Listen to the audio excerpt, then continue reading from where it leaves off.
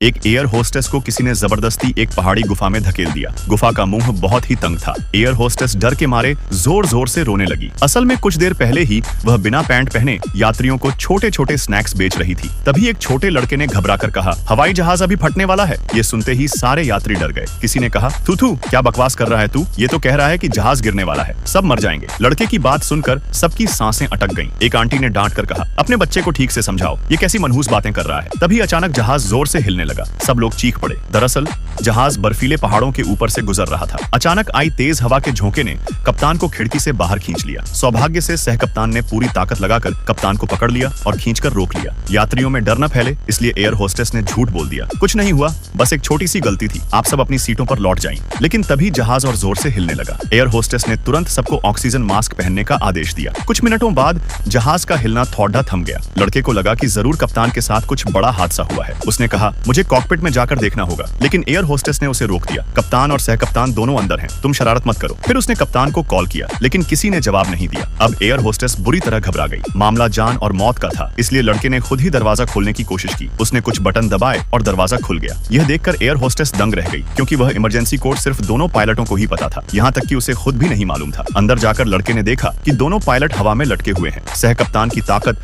अब जवाब देने लगी थी। यह देखकर लड़का तुरंत उनकी मदद के लिए दौड़ा, लेकिन हवा का दबाव इतना तेज था कि अगर उसने जबरदस्ती खींचने की कोशिश की तो सबकी जान चली जाती। जहाज आगे की ओर झुक रहा था और सामने बैठे सैकड़ों यात्रियों की जिंदगी अब खतरे में थी।